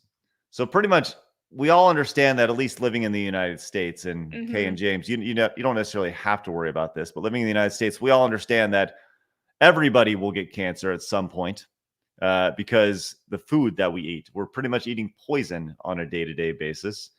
But this is a shocking new study found that nearly 200 chemicals linked to breast cancer are being used in food packaging, and worse yet, dozens of carcinogens can find their way into the body. There is strong evidence that 76 known or potential breast carcinogens from food contact materials recently purchased all over the world can be found in people. Jane Monkey, the co-author of the study and managing director of the chief scientific officer of the Food Packaging Forum, a nonprofit based in Zurich, Switzerland. I didn't know that the Food Packaging Forum was a thing, but I'm grateful they exist at this point right now. The revelation comes amid a sharp rise of cancer diagnosis amongst young people. A January study led by researchers at the Washington University School of Medicine in St. Louis found that breast cancer diagnoses have increased steadily in women under 50 over the last 2 decades. Getting rid of these known suspected carcinogens in our food supply is a huge opportunity for cancer prevention. Is anybody surprised by this at all? No, everything gives you cancer at this point. It's kind of terrifying. It feels like you can't walk 2 steps without this thing will give you cancer. So, and our food is, for as much as I'm cool with America, our food standards are like, when the rest of the world makes fun of us for what we think is normal, I get it. Like, what is cheese product? I don't think that should be a thing. Delicious. Yes. Or natural flavors, right? Yep. That's what spices, all that stuff. They have all those cover-all terms. Yep. So does that mean I have to stop eating food packaging, or can I keep doing that? Is that cool? You're safe. Oh, good. Thank God. Wait, is that why all the garbage is just gone? You just eat the packaging? I don't have to take it out? I'm like a raccoon. Oh my God. Like Stitch over here, just nodding down and everything. Well, James, I look forward to you having cancer someday. Oh, I knew it. Jesus. You see Blaz's face. She was like, what? Oh, The hell, bro? Put that on a shirt. Good Lord. James, I'm sorry. I think there's a high probability that everybody here will probably get the big C, which is tough. So my government wants it to happen to me, so don't worry. No. Well, your government wants you to off yourself when you get a scrape on your knee. Yeah, it's true. Have you considered unaliving yourself today? Yeah, a little after what Craig said about me, yes. Just end it before it gets really bad, okay? It's all downhill from here. Let's be honest. Oh, God. Well, we are in Clown World, so here we are. Okay. Speaking of Clown World, would you guys like to see, and I'm sorry for my misuses of pronouns there, guys, but did you know that we have made tremendous progress in this country as far as obviously women's rights, women's pay? There's all sorts of amazing things happening where women are treated just like men. So much so that the highest paid CEO in America is actually a dude. This is a real thing. And exactly why we're in clown world right now. I have a lot of questions here, but the first question actually is for Kate. Does this upset you? It's just not surprising. I mean, this is why the uptick of trans people is happening, because if you suddenly turn, all of a sudden you can be the best female. There's no competition. Men are doing it better than us too. It sucks, man. Blabs, how does that make you feel? For men's rights everywhere. It's an embarrassment. It's insulting. It's basically just always, oh, men can just do everything better. So what's the point? We should just get back in the kitchen, right? Well, that's kind of where we're at right there. It's good for this person. Apparently, this person makes $31.5 million a year for being the CEO. So we don't need to talk about the wage gap anymore, I guess. So that's that good. fixes it all. That one person right there. Yes. So since you're a CEO, is this what happens when you actually don't give up on Monopoly at 4 a.m.? Like, does the Monopoly guy come knocking on your door with a pair of scissors and he's like, snip, snip, motherfucker. Let's get this off. You won. Snip, snip, motherfucker. I'm just really inclined to make people sandwiches now. That's all. Yeah? Anyway, yeah. You probably make a great sandwich, Blabs. Dude, I'm starving right now. Yeah. No peanut Trying butter. to figure I out could what go for I a wanna Blab do. sandwich. Let's do it. Hell yeah. I don't think that means what you think it means. I just want like a Yeah, I don't- BLT or something. That's all I'm not. Get your Hey, head sign me out up of for the bacon. gutter. I'm always there for bacon. Yeah. Anyway. By the way, here is Martin or Martine, just for reference. Just want to point this out. Martine. This is them speaking. Jesus. Could be smaller and smaller. And after going through direct television. Okay, that's all you need to hear. If Wow. you're so rich, Jarring. can't you pay to up your face game or something? Like, good lord, man. I mean, woman, that's illegal. I mean, good lord, babe. Yeah. Don't get arrested, James. Oh, right. it's over for me. All right. Everyone, It's all downhill anyway, right, James? Doesn't matter. Yeah. A couple of mispronouns here and there. Oh, fine. Getting cancer. God. All right, let's get your seatbelts back on. Let's go home. Wrong one. Sorry. It worked perfectly. That would have been really bad.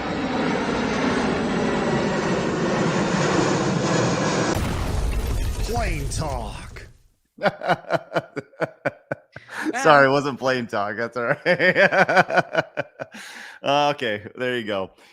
Good Lord. Well, that concludes a week of broadcast. We got to get some support for you guys. You guys have been spectacular today. So let's get to it. I'll start off, Blabs, and you can finish strong.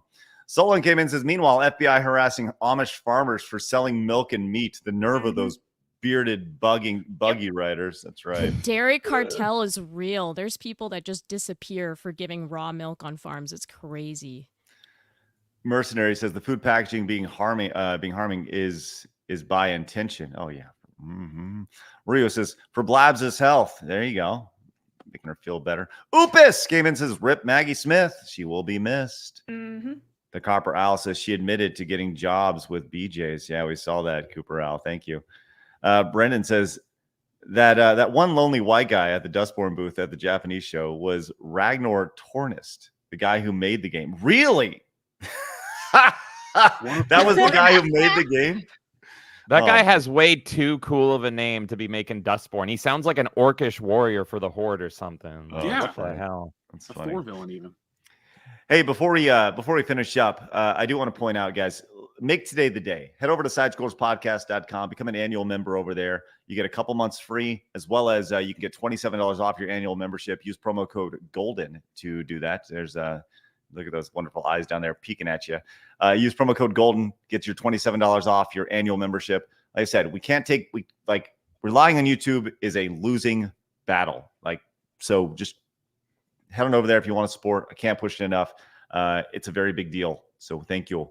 Raiden Roach says, hi, hail panel. Hope you all have a great vacation. Blast, be safe in Japan. See y'all in October. Can't wait. It's almost Halloween again. Yeah, man. We may come back. I may have a new set. We'll see. Willow the fan. What's that? This is the best time of the year. It is. We're getting Yeah, there. it actually is. I love fall. Will says, great to see you on here, JT, spouting pure facts as a fellow member of the list. I know that we will back you any way we can. She's a victimizer, not the victim, obviously. Big love, bro. Will, I'm sorry I didn't get to that while Smash was on. I apologize. But I'll send the sentiments your way. Snake Master says, I want Assassin's Creed Shadows 2 set in Africa with Japanese main. There you go. Can you imagine? Oh, that'd be so funny, bro. Make it set in South Africa starring Elon Musk. Just go full tilt. He is the best African American. So yeah. Binge then says, what was the last Ubisoft game according to you guys? And why was it Dark Messiah of Might and Magic? Graw 2. Graw. Ghost Recon Advanced Warfighter 2. It was peak. It was wonderful. That was 2007.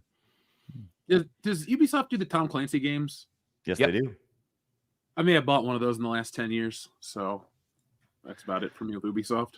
Okay.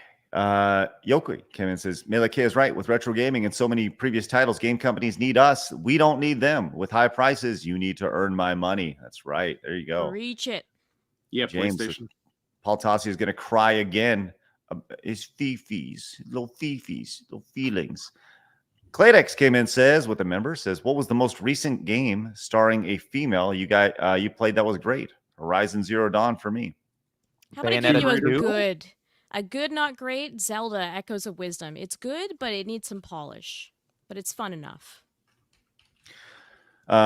Bill came in and says, Paul Tassi is the type of person you talk to so that you can take whatever he says to and just know that doing the opposite is the correct choice. Thanks, Bingo. Bill.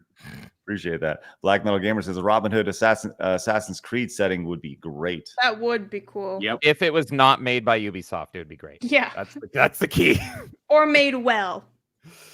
Les, why don't you read these off real quick, starting with Darian's. Okay. Darian says Gambit and Maggie Smith were also in Gosford Park. Yes. Shakeville says Canada made great strides expanding the war crimes. We do what we can. Matthew says, I was quoting myself. Thank you, Craig. I'm a thespian at heart, and yeah. Thank you, Matthew. Grugar says, Rufia. Mm-hmm. Right. Except, Jeff doesn't really like Rufio anyway, so whatever. R.I.P. Rufio. Magnum North says, you must go to jail 3 times before you're allowed to wear Crocs. On another note, Maggie Smith. Dude. Jason says, McDonald's Happy Meals toys and McDonald's themed Croc. How is that actually a thing? A kid would want a small shoe toy. Yeah, it is kind of weird. Can we get like Croc Legend of the Gobo themed toys? That I'm in for, but not Crocs. Mark of Reality 5 says, doesn't Jeremy from Geeks and Gamers wear Crocs? Hence all the yes. It's Mo says, member for 6 months. Castlevania Dead Rising 2, the crossover we didn't know we needed. That's right. You're all welcome. Corey says, wand up, Blabs, Rip McGonagall, 100%. Very sad. Vescarbino says, finish strong Friday. Have a great vacation and get well soon, Blabs. Also, greetings from Finland. Wow. Hi, Finland. Thank you very much. The worthy one says, how y'all like I tagged y'all in Melee, James and Kay. Static joke. That was a good one. I am constantly haunted by Diddy. He lives in my dreams and my nightmares. A lot of people are haunted by Diddy, man. Welcome to the club. Yeah, the list is growing. Crazy T says, McCunty equals John Travolta's stepbrother. Nathan says, hail Blabs, a lesbian. Okay. Breaking news. Yeah, I didn't know either. And Enrique says, who's tall, Jeff or Craig? Get to the chopper. Yeah, who's taller? I'm 6'4.5". Beat me. 6'5". Oh, shit. Damn. Over on Locals, Felstiff sent a $2 tip. Says, have fun on your vacation, Blabs. Enjoy your week off, Craig. See y'all when you get back. Thank you very much. Well, thank you very much. Appreciate that. Jared over on Rumble says, glad to see you're feeling better, Blabs. Have a great time over there in Japan. Prayers to everyone out on the East Coast that are affected by this hurricane. Also, I've never seen Hook. Jared, you should. It's a good one. Dude says, remember, Ubisoft is the publisher that made the open world slop genre the most boring genre in gaming because it's just a bunch of padding. Thank you, dude. Vault came in and says, hell yeah, Blabs. Team Downtown Abbey. Let's fucking go. Mr. Bates was my favorite. Mr. Bates sucks. I'm sorry. But yeah. Whoa. Division right there. The clear side says, great music. For me, Ubisoft could save face if they bundle on good old games with Far Cry 1 through 5 plus Primal for $25 to $30 as a special. F6. Don't want to hear anything else from them. Thank you, Clear Sight. And History Daddy says either they drop Yasuke during BH Black History Month, or they market the game set in feudal Japan entirely around Black History Month. Either way, Ubisoft is getting heat. I have 400 plus backlogs on Steam. I'm good with whatever happens. Thanks, History Daddy. Appreciate that. Also, Director Nation Delta says, hey, Craig, you ever get in touch with Legendary Drops? Saw on Twitter when you called him out, he responded to a comment about how great he is.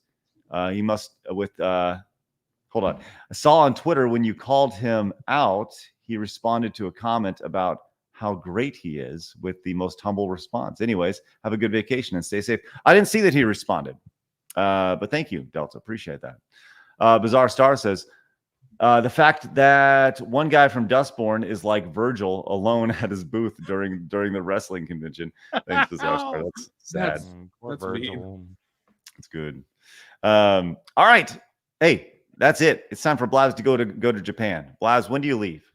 I leave on Monday. All right, sounds good. I'm hoping the coughing subsides a bit, but every day is better. It's just slow.